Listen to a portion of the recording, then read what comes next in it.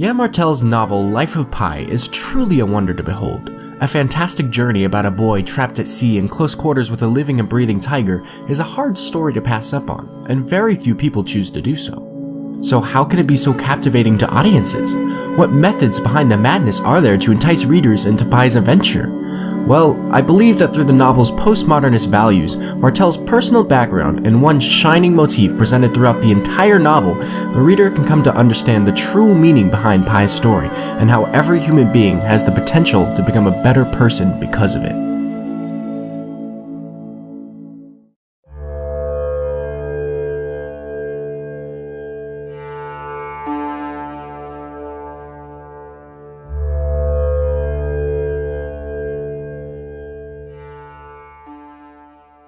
So postmodernist values are littered and sprayed everywhere throughout Pi's journey.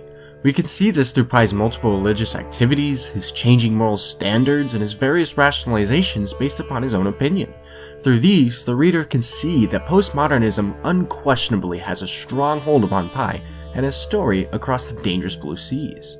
Pi was interestingly enough a part of 3 separate religions, all simultaneously. These religions included Hinduism, Christianity, and Islam.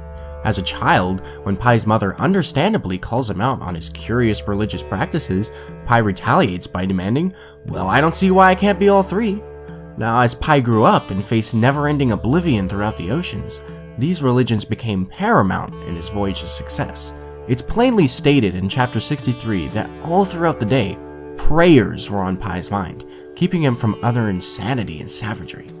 Now, as you can see, postmodernism is apparent throughout all of Pi's religious situations.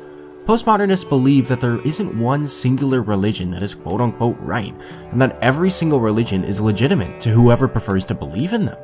Pi is the perfect example of this. His belief in 3 religions at once proves as a wonder for postmodernists to marvel at. According to them, Pi's golden.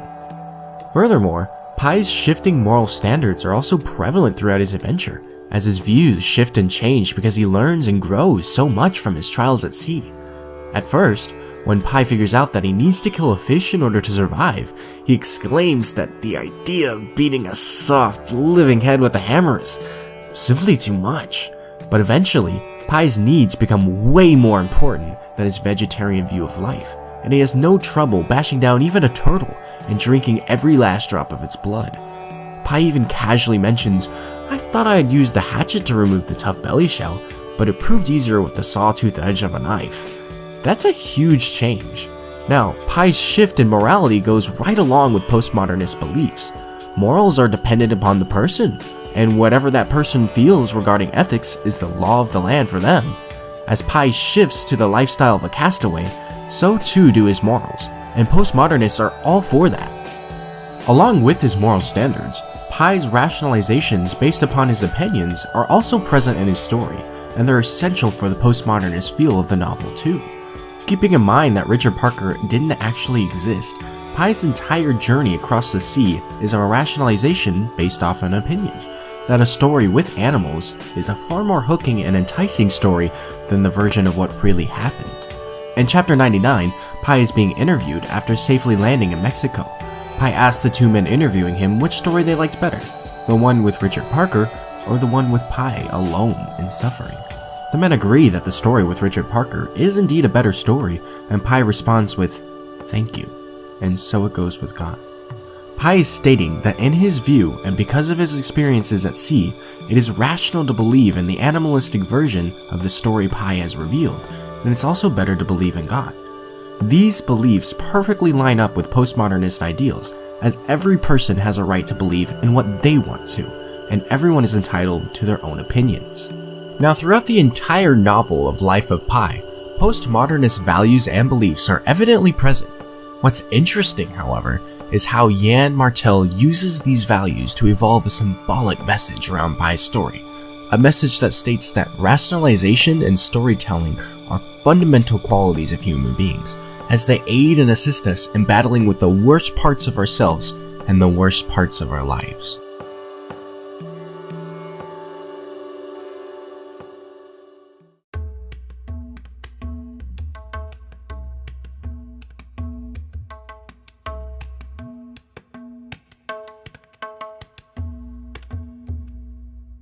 Now what could that possibly mean?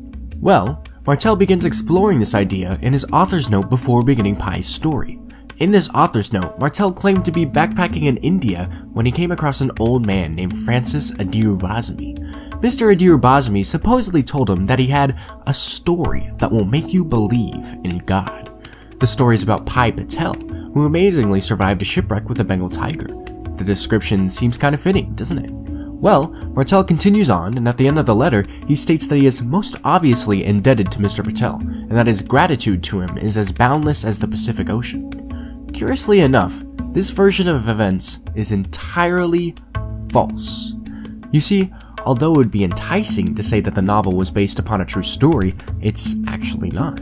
It's entirely a work of fiction, meaning that Pi Patel doesn't exist at all, and some of the author's note is a mixture of fact and fiction. This blending of imagination and reality in the author's note is what contributes to Martel's ideas about storytelling and how sometimes it's just much more preferable than to real life.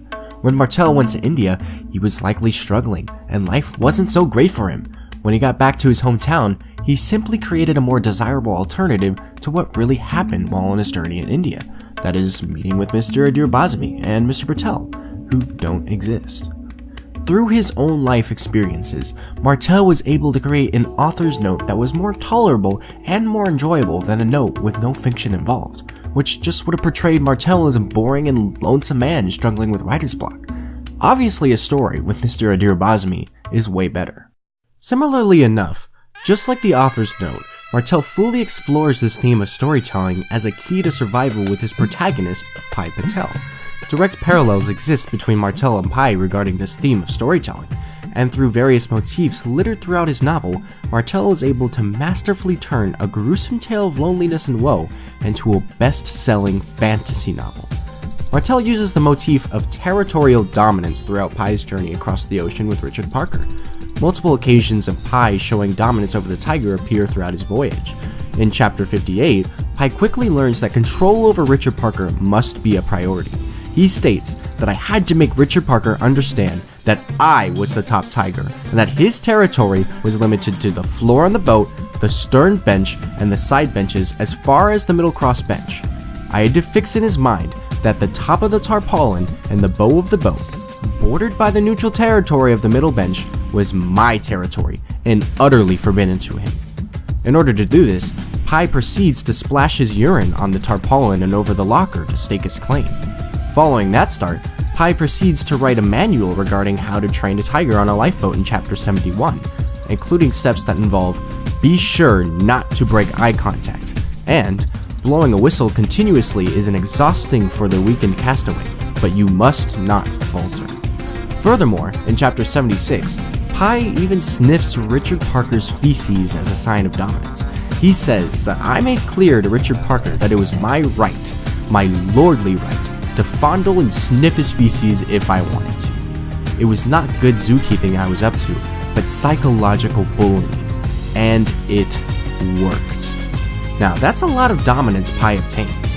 Moreover, all of these instances of dominance really serve to grind inside the reader's head how Pi learns to have full dominance over Richard Parker, the Bengal tiger. Now, we must take into account that the realistic version of Pi's journey has no tiger in it at all, and that Richard Parker actually represents Pi himself. As the reader sees this, they come to see that this motif of dominance doesn't reflect or represent Pi actually training this tiger, but rather Pi's internal struggle with himself to survive a seemingly never-ending and horrific ordeal. Bordering between humanity and complete, utter, and animalistic savagery, Pi learns to control himself as he sails alone amidst the vast open sea. However, Pi's lonely tale of struggle is not what Martel or Pi choose to reside the story over. Pi, and Martel through Pi, choose to create a story of dominance over a Bengal tiger instead.